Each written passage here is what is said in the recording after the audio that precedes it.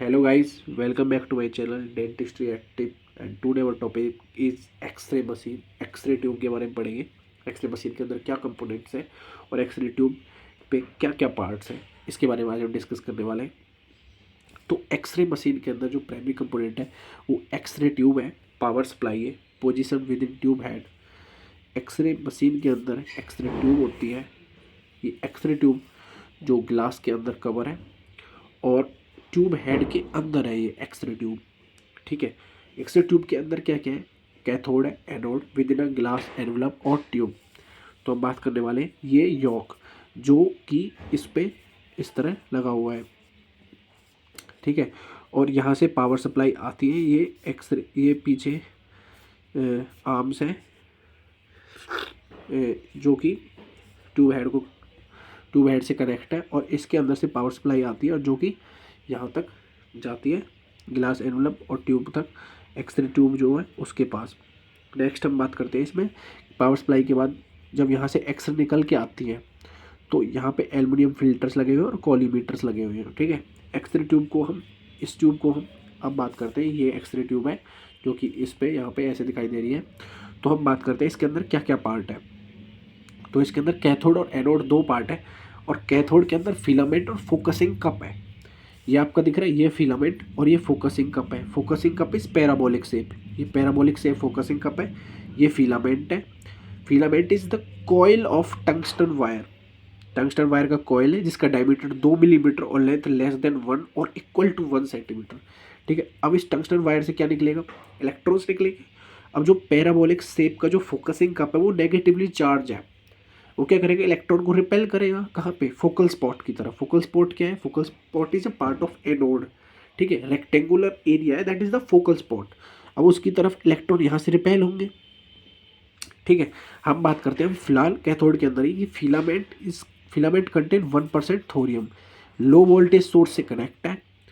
ठीक है, और फोकसिंग कप पे जो नेगेटिवली चार्ज उससे इलेक्ट्रॉन रिपेल होकर एनोड पे जा रहे हैं। ठीक है, अब दूसरी चीज़ ये है कि हमारे जो ये ग्लास ट्यूब है इसके अंदर हम वैक्यूम को मेंटेन करके रखते हैं टू प्रिवेंट बर्न आउट और to prevent the oxidation of this filament.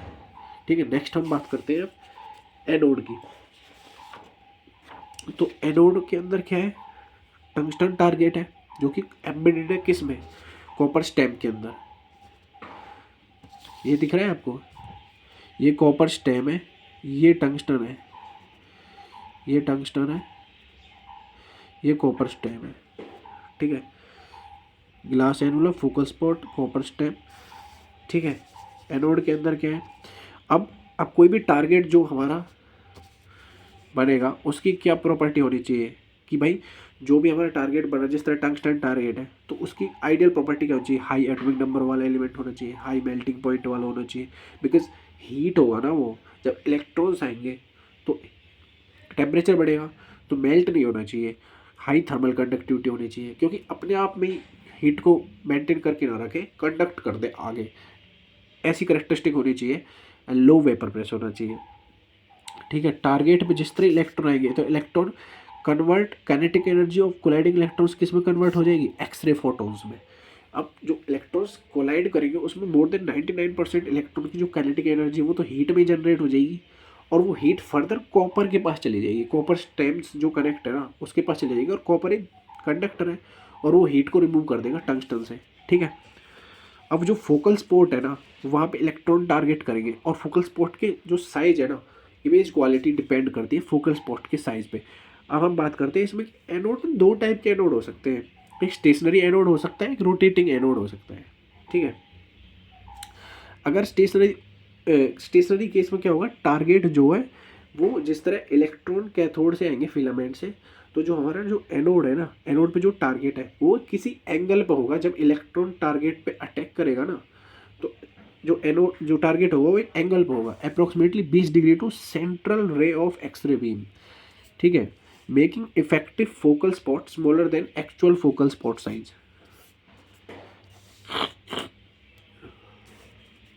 Next है रोटेटिंग एनोड। रोटेटिंग एनोड में क्या होगा?